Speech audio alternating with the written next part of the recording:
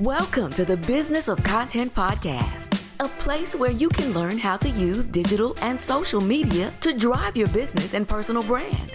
And now your hosts, A. Lee Judge and Dontaye Carter. Welcome to the Business of Content podcast, where we talk about content creation and how to use it to connect to your audience. I'm Lee Judge. And I'm Dontaye Carter. Today's topic is, why does original content matter to businesses?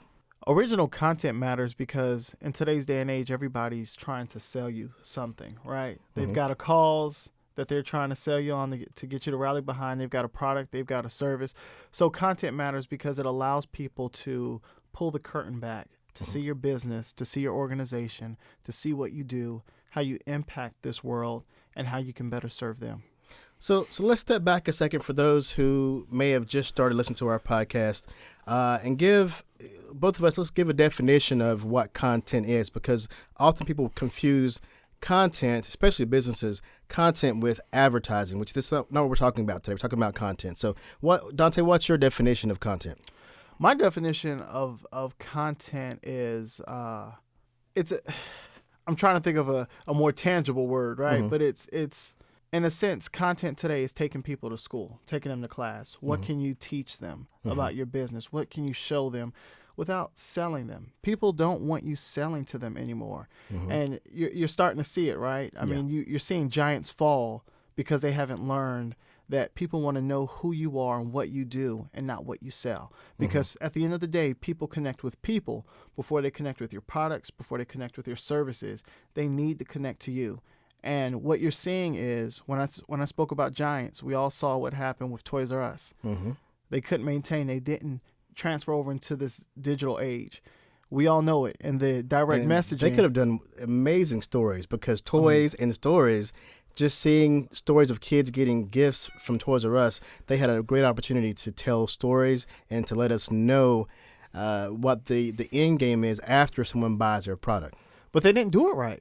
No, they didn't do it at all, as far as I can see. Well, yeah, they didn't do it at all. But I mean, they were the kings of commercials, though. But think about this, right? Everybody complains about Disney World's prices. Everybody. But everybody also goes. Yeah. And they have their own life stories to tell their kids. And the result is an advertisement, but what's really happening is content. But what are they selling? What does Disney sell better than anything? At the end of the day, this is what makes great content. Great content is being able to capture great moments, what I like to call magical moments. And Disney calls themselves what? The happiest place on earth. Yeah. I grew up in Orlando. I know all about them. But what I'm saying is, you got to think about it, right? Before Walt Disney World, Walt Disney, a lot of people didn't realize, but he went to a number of different cities trying to bring Walt Disney World there, and they didn't believe it was going to sell. They said, you're talking about storytelling, you're talking about an amusement park. We don't think it's going to work. And what he showed is that you combine great storytelling with great technology, which for them was animation. Animatronics, yeah. Yeah, animatronics, and you can change the world. But he changed the world with who? 4-year-olds. And 5-year-olds. Now they're 40, 50, 60. And still 90, connected. It's still connected to them.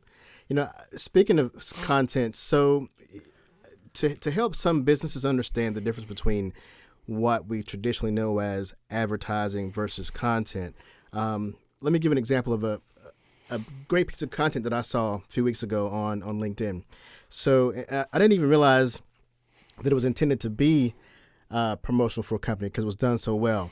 So the backstory is that there was a company that made kayaks and adventure type equipment.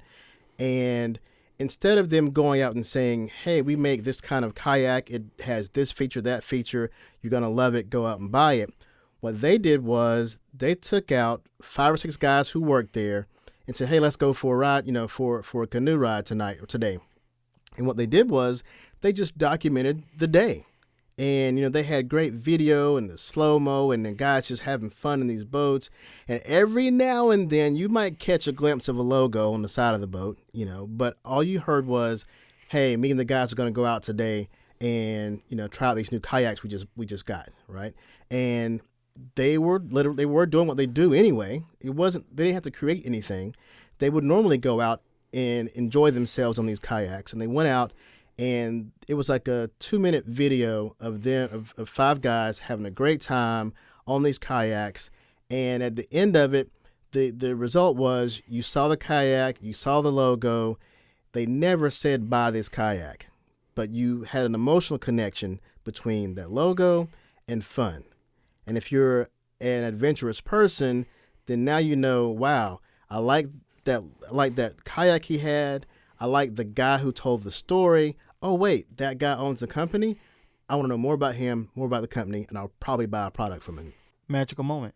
Exactly. He had an emotional, made you have an emotional connection to the product. But what I think people fail to realize is they look at the internet and especially some of our, I'll say, elders, they'll look at the internet and it's almost as though they think it's some kind of foreign object, like, oh, well, like, do I like this? Like, what am I doing with it? Like, I think they fail to realize that the same application of networking and building relationships that they did in their time is the same thing that we're doing in our time.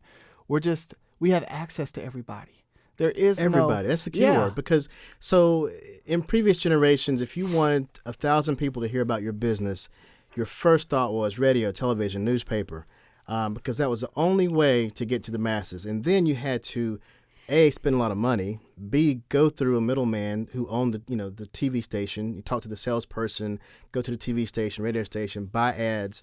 That was your only way to access a mass amount of people. So if people think of themselves as the media company, because now you can literally pick up your phone, tell the story, broadcast it to thousands of people, and you are the media company, you can create your own content. I mean, you have to think about it, and I hate to kind of go in this direction, but the whole Me Too movement is based off the fact that there are no more gatekeepers. The internet allows you to speak directly to your target audience. Mm-hmm. The mere fact that all these women don't have to go through Harvey Weinstein to get a role in Hollywood, what does that mean? Or to be heard, even. Or to be heard. That means, guess what? Your time's up, buddy. I can get in here and I can really talk about how I feel, how you made me feel, and how I'm going to let the world know what you did, how you exploited us. So that means that basically content can go both ways. It can either right a wrong, or it can relay a message or a story. In that case, they're righting a wrong by having direct access to send their content to the masses. Yeah, send their content. But on the flip side, right, they're still maximizing their career because they're not, like I said, they're not going through Harvey Weinstein anymore. So they're still creating movies, but they're showing those movies on the internet. They're building that base on the internet while letting everybody know, I'm going to tell the world about Harvey Weinstein, all in the same process. And while I know it's not their intention, the reality of that also is we're hearing about actresses and actors that we had not heard of in years. Correct. And I know they're not saying, hey, let me create some content and go online and say Me Too. I don't want to hijack that cause at all. But to back up our point about having no barriers and that you can be your own media company, you can go directly to the masses with your message or your content. And so as a business owner, you can do the exact same thing. Keep that in mind, that there are no barriers. Go directly to your audience and tell the story. And the crazy part is when you think about how powerful that content is, right? Mm-hmm.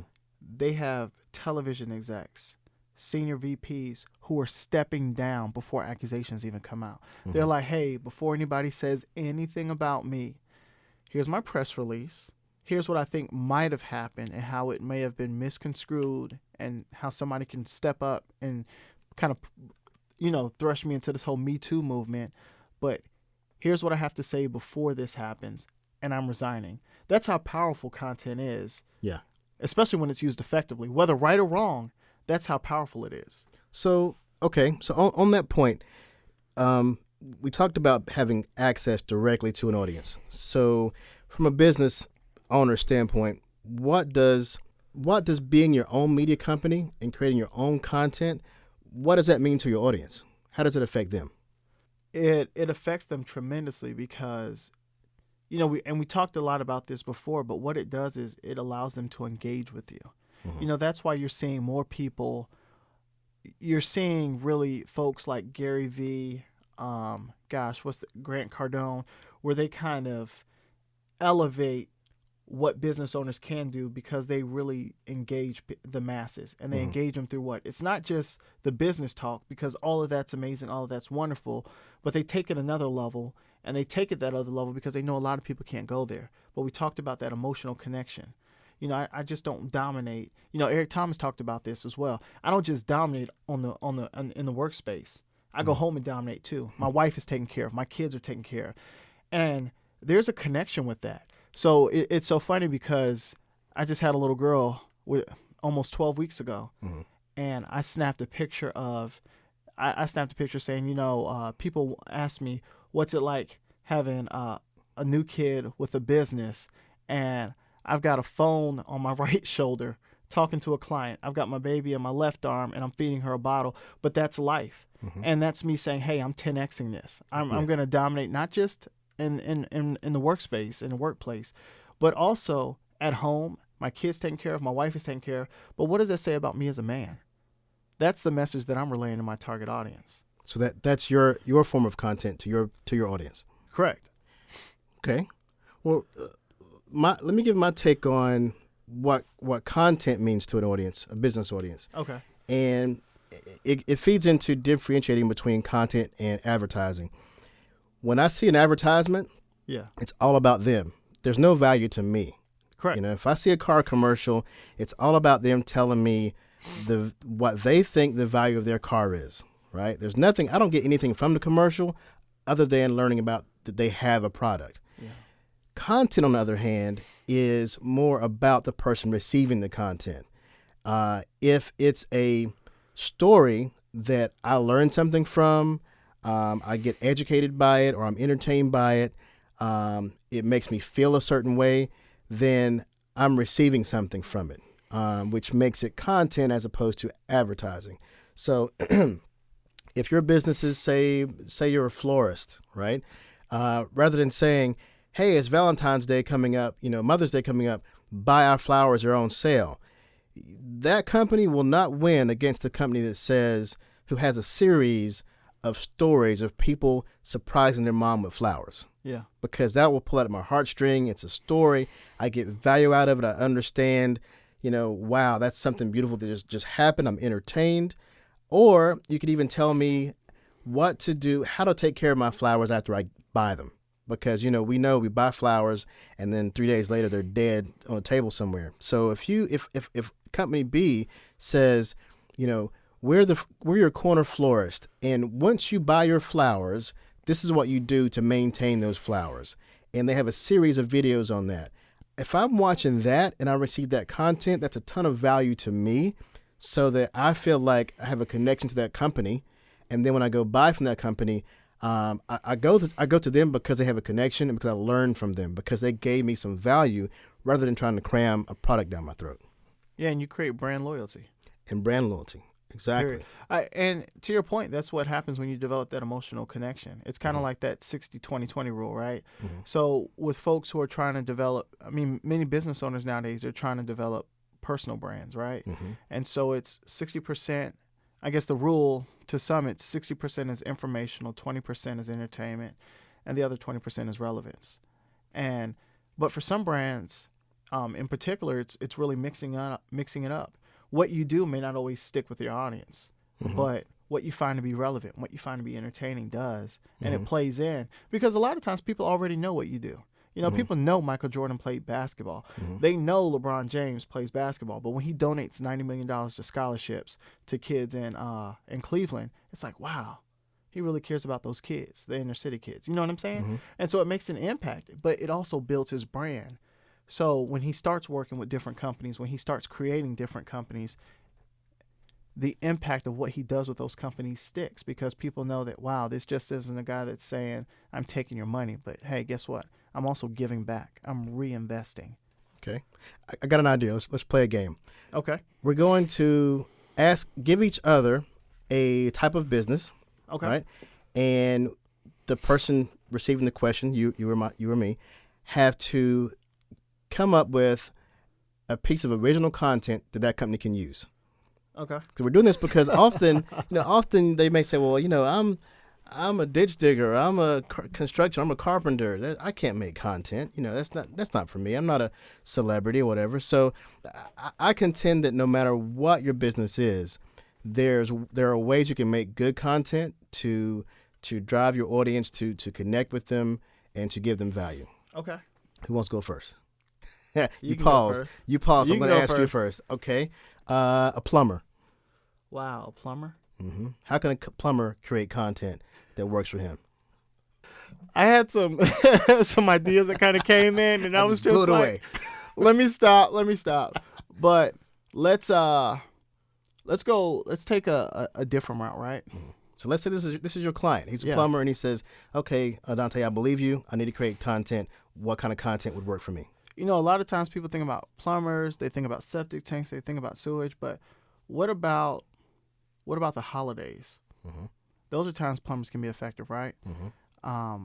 What about the one grandmother that makes the best apple pie in the world, but she's put many of those peelings in the drain, and you need a plumber to come out ASAP? Mm-hmm. Like really showing that plumber, like show the imagery of her staying up all night cutting these potatoes. I mean, not potatoes, but the apples. Mm-hmm. Totally forgetting that she's, not paying attention, just trying to clean up. Now, are you making a commercial? Or are you making content, or is it both? It can be a little both, Mm-hmm. right? We're gonna do the middle ground first, and then we can we can dive in. And so, and in the process of cleaning up, she dumps all these peelings into the drain. It stops up, but you see this plumber, right, showing up in the middle of the night, Mm-hmm. cleaning it out, making sure that she can have this pie ready for her kids and grandkids when they show up the next day. That's one form of fashion, right? Mm-hmm. Where it kind of borders that line of great content because it develops that emotional connection, but it can also be used as a commercial, right? Mm-hmm. Mm-hmm. And then, but on that the content side, I mean, you can show a worker, right, Mm-hmm. getting up at the crack of dawn, right, kissing his family, hugging them, getting ready, getting his kids ready for school. You know what I'm saying? Mm-hmm. Like tie them in, because most plumbers are what? They're family men at the end of the day.